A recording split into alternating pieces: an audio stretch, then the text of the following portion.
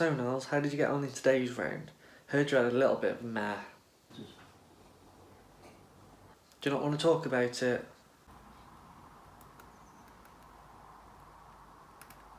Alright, there's no need to get angry. Take it you won't be using that putter again then.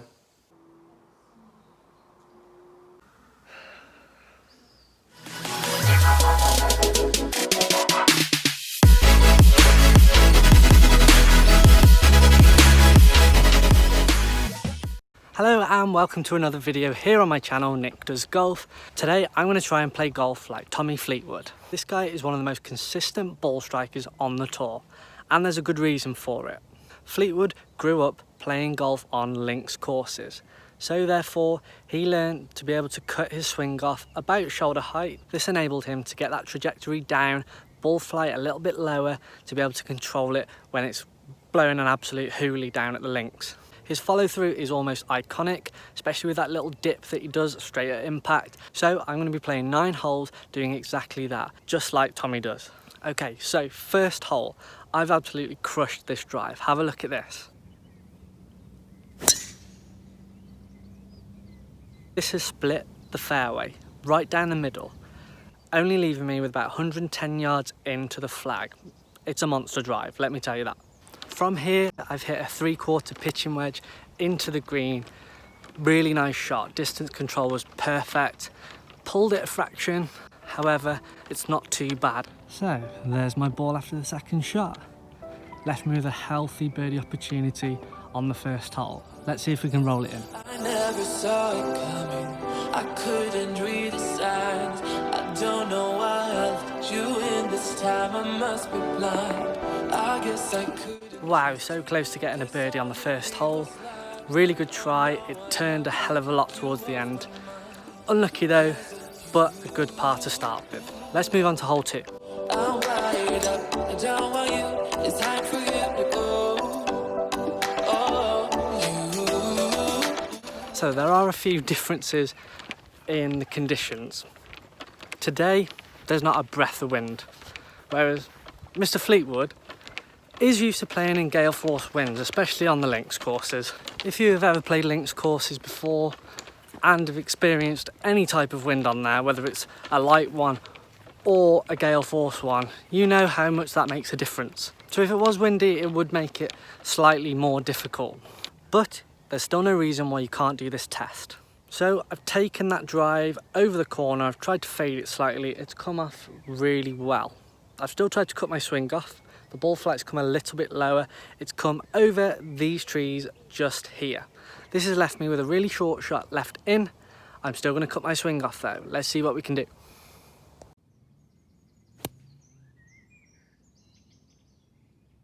Okay, so that's left me a really short putt left for birdie.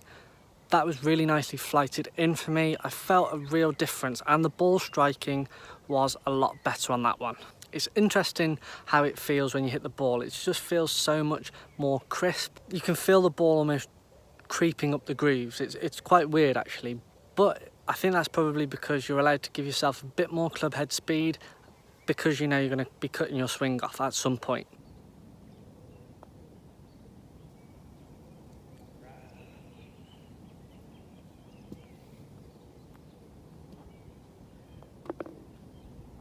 Ugh.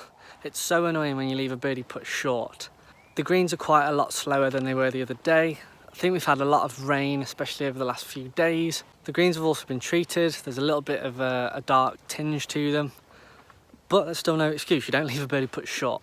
Anyway, we're going to move on to hole 3. This one is another dogleg to the left. I normally cut my swing off on this one, and I like to hit a nice little draw around the corner. So, let's do it.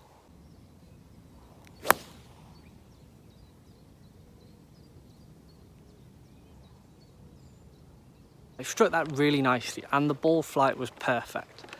I'm just hoping that it's long enough because there's no wind. Normally there's a bit of a wind into and off the right, which obviously does help me, but I've taken 2 clubs less, so I'm just hoping it's made it round the corner. Yeah, I don't know why I bothered worrying. It was more than enough club really. It's left me right on the fringe of the fairway, hitting into the green. I'm probably going to hit a 9-iron, cutting that off. As usual, I'm going to try and hit another nice little draw into that back left hole location. Let's see what we can do.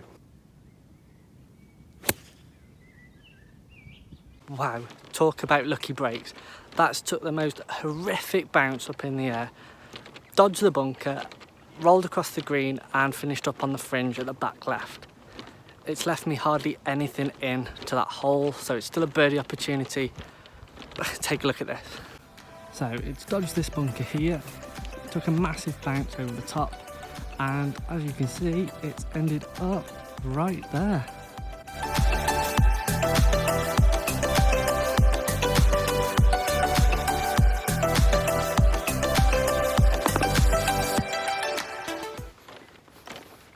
Can you believe it?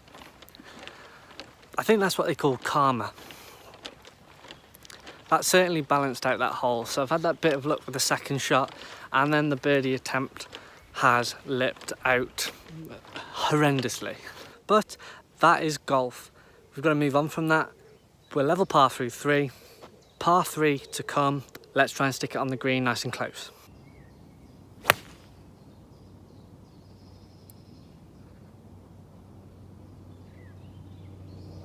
So pull that tee shot a fraction. I think it's very easy to do, especially if you're not used to playing these sorts of shots. I think when you're hitting a full shot, you know that you can commit a hell of a lot. I think when you play these shots, you almost think it's like a knockdown shot. So when you get slightly less distance, but you're getting a lower trajectory, I think you feel almost subconsciously that you're not going to get it there. Now, for example, this hole's got water in front of the green. I needed to get that ball over the green, so instinctively I've tried to hit it a bit harder, and I think that is the reason why I've pulled this. But it's not too bad. Flag's over there to the right. I'm probably going to putt this, I think.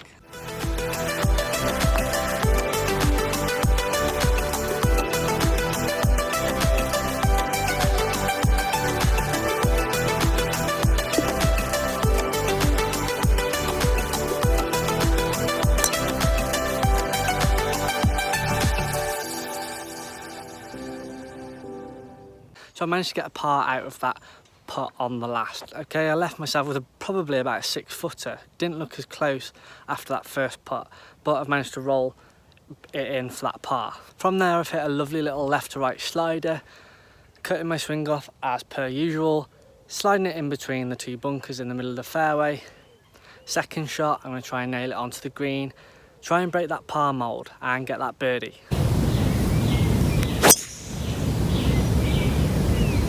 Go, go.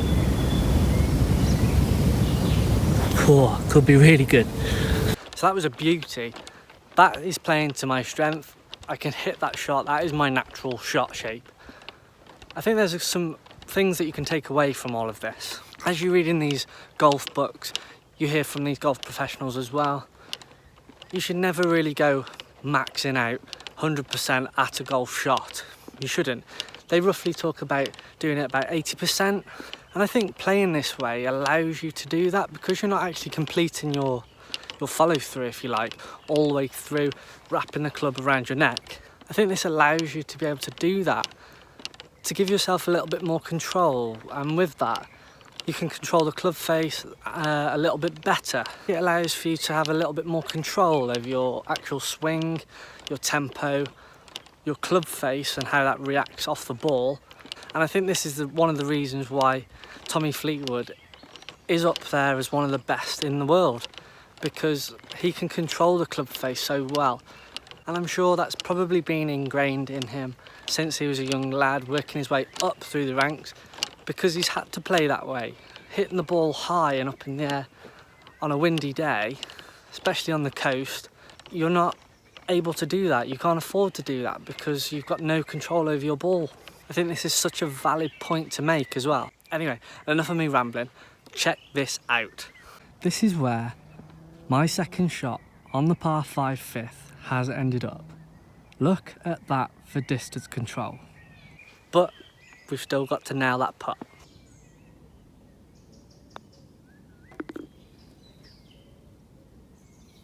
Way!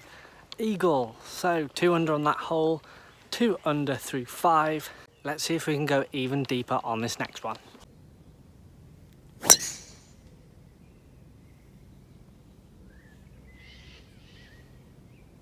So I've hit that tee shot really well. It's down into the middle of the fairway. It's come a little bit high out of the face, so it's gone a bit high into the air, but the shot shape was great, left to right a fraction, and it's put me in a really good position heading into the green. I've got left about 120 yards into the flag. I'm going to try and hit a little draw into that back left pin location, cutting that swing off once more. Let's go.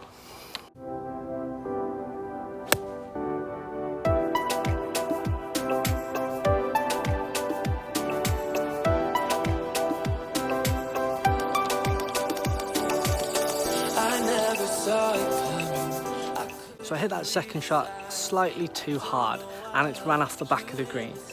Still, it's left me with a possible birdie chance whether I chip it or whether I putt it.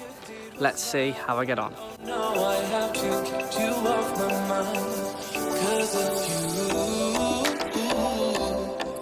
I'm wired up, I don't want you, it's time for you to go. So nice tap in for par there. We're still 2 under after 6. 3 holes left to go. We've got a drivable par 4. Well, I think I can drive it anyway. Let's try and get this down there as far as we can.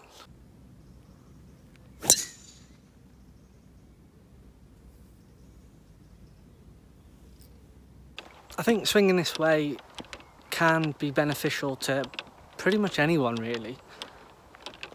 I think it certainly does help straighten up your ball flight.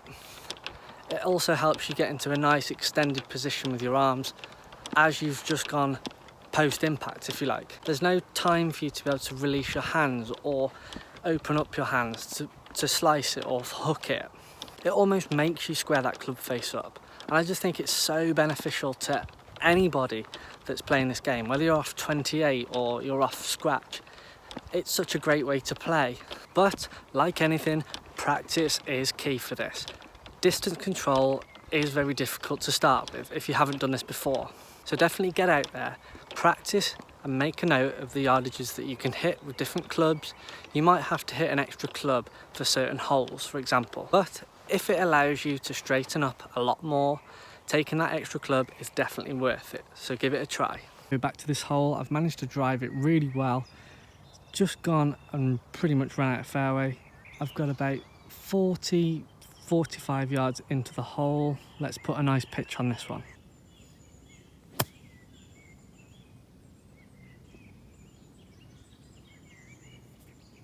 I'm gutted about that shot. Pitched it exactly where I wanted it to, just short of the green, and the thing was just rolled out all the way to the back of the green. So it's left me a lengthy putt, but it's still a chance, isn't it? So let's try and get to 3 under.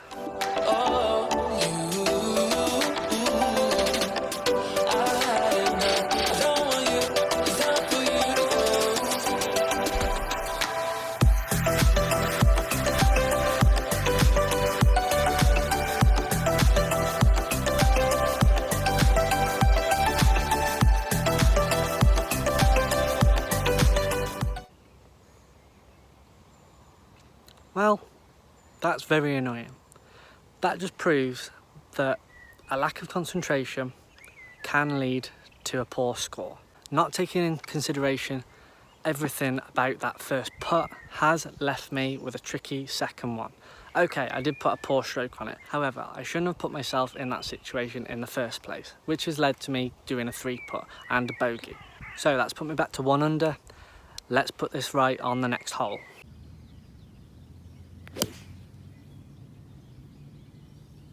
So I've absolutely flushed that tee shot on the 8th, only hit a 7-iron to the corner.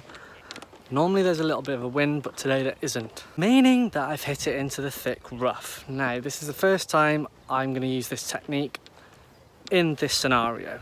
Let's see what I can do with it.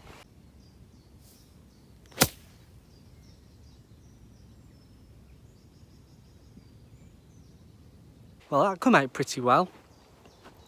I'm not surprised though, because you know that you're cutting off your swing at 3/4 or shoulder height. I think it allows you to create a little bit more speed, especially when you've got longer grass. This is going to help you get it out. You need all those big muscles to be able to create so much speed that you are able to fire it out of that grass, get the club head through the grass as quickly as possible. Obviously the downside is if you don't have that club head speed, then your club head is bound to get caught up in the grass, and this is not going to be a good result in the end. So I've managed to advance it onto the green, which is good. It's quite a distance away from the hole. However, we're going to try and get it as close as possible, if not in, to enable us to get a decent par to recover from that second shot.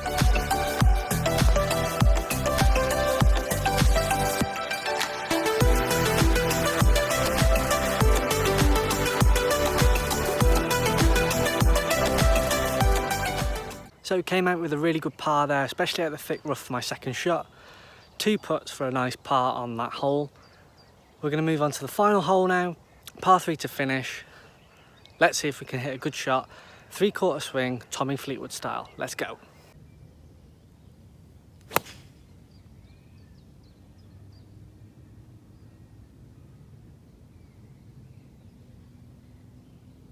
So I've hit a 9-iron off the tee. As it's gone through the air, it's never left the flag. I thought this was perfect yardage, perfect distance. It's hit the middle of the green and only rolled out a couple of yards, which is unfortunate because it was a great shot. It's left me with this distance. Here we are. I've got this left for birdie on the last hole. Doesn't look like there's much turn on it. Let's see if we can finish it off.